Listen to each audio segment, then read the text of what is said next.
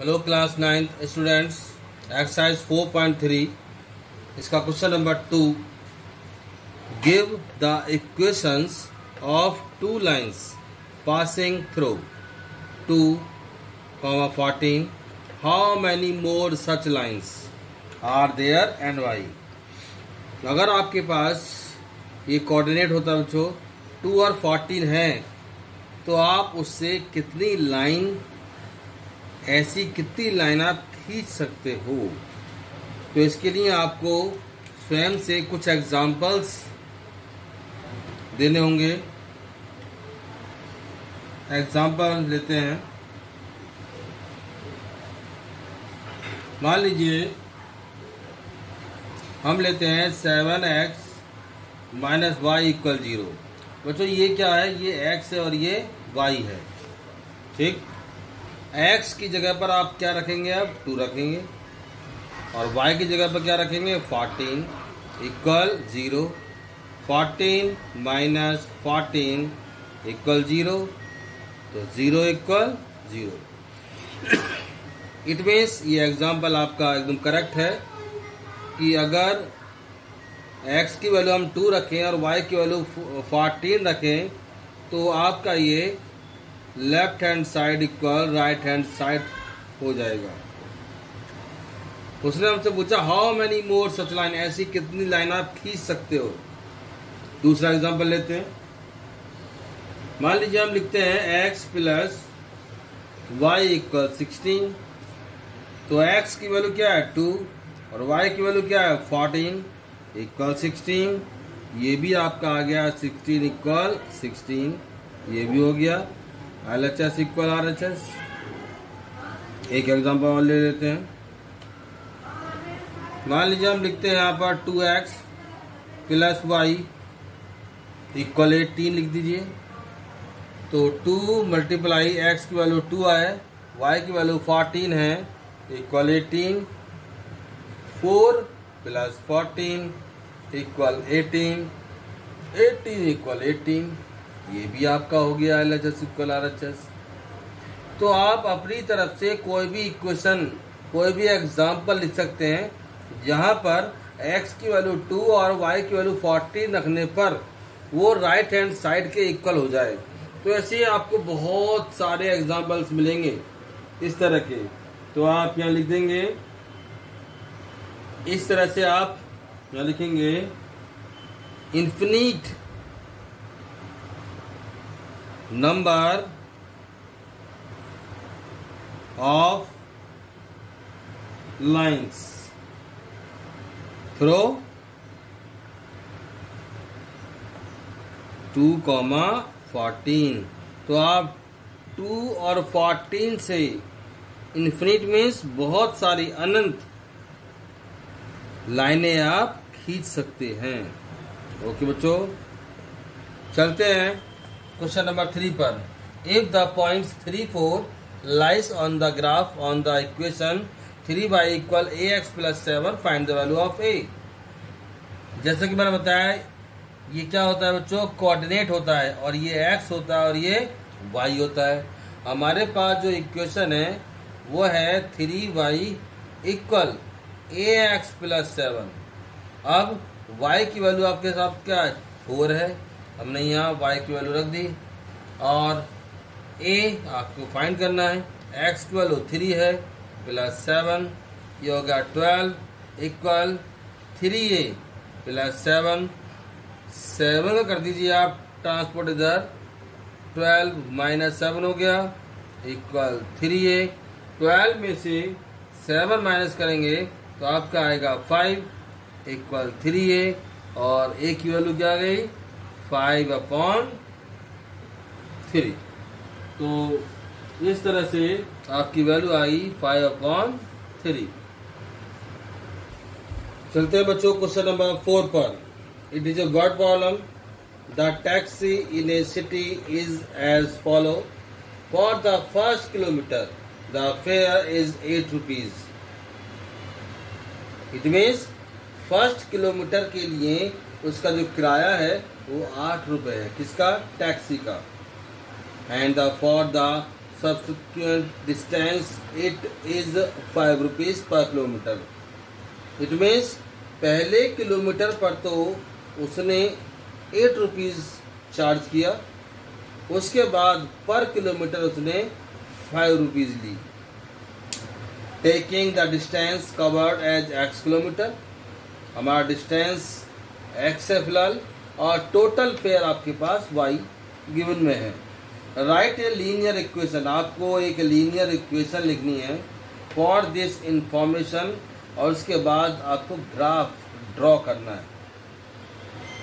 चलते हैं. Let the distance be x kilometre, आपके पास गिवन यहाँ पर है पहले से ही. टोटल फेयर, टोटल क्या है आपका 5 रुपीज़, ये भी आपके पास क्वेश्चन में गिवन है. चलते हैं बच्चों अब रिमेनिंग डिस्टेंस पर. रिमेनिंग डिस्टेंस,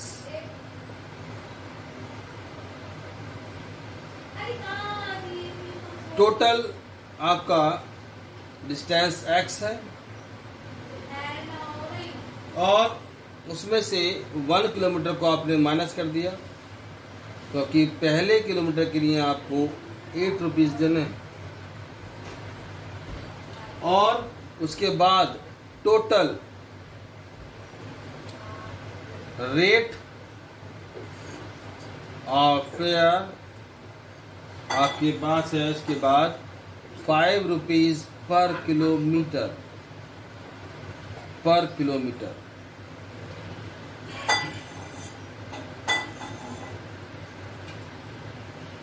देन आपके पास टोटल फेयर y हो गया, तो y इक्वल ले लीजिए आप, क्योंकि टोटल फेयर आपको निकालना है, टोटल किराया आपको निकालना है. तो y इक्वल पहले किलोमीटर के लिए 8 रुपीज़ आपके ये हो गए, प्लस उसके बाद आपका रिमेनिंग बचा डिस्टेंस x माइनस 1, आपने 1 किलोमीटर को माइनस कर दिया, और जो इसका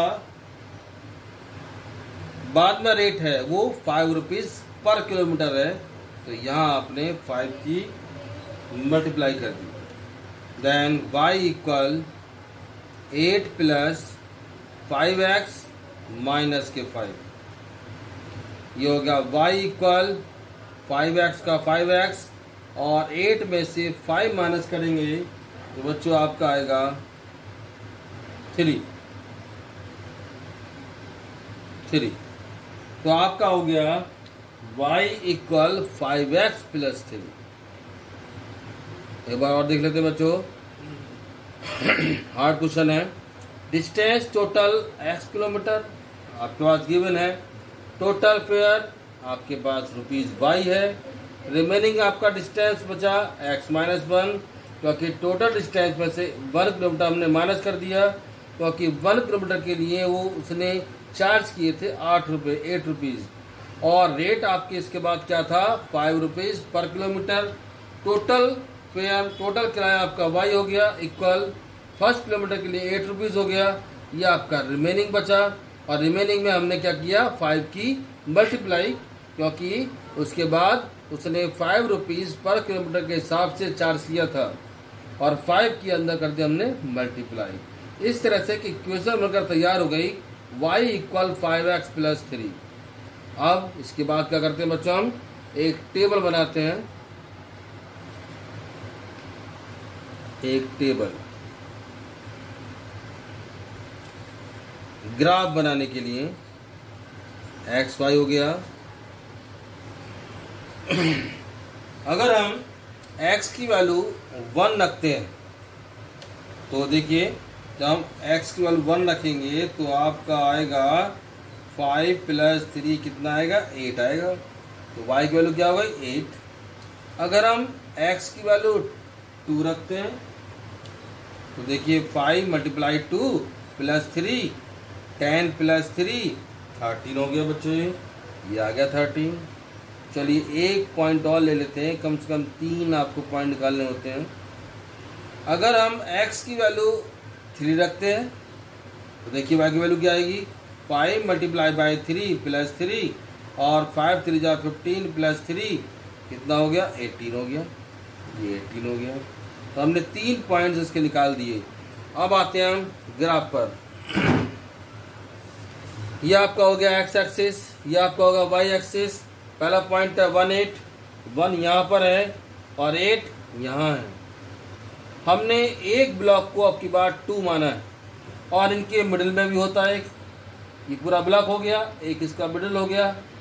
अगर ये मिडिल होता है तो ये कितना होगा बच्चों 3 होगा, ये इसका मिडिल कितना होगा 5 होगा, इस तरह से। तो ये आपका आ गया 1 और 8, यहाँ इस तरह से एक पॉइंट बना लीजिए। 2 3 2 ये रहा x और 13 चलेंगे ऊपर की तरफ को और ये आपका करीब करीब यहाँ आएगा क्योंकि ये वाला 13 माना जाएगा इसका मिडिल। 3 18 3 ये रहा और 18 फिर चलिए ऊपर की तरफ को करीब करीब यहाँ आ जाएगा बच्चों और एक स्ट्रेट लाइन बनकर तैयार हो जाएगी बच्चों।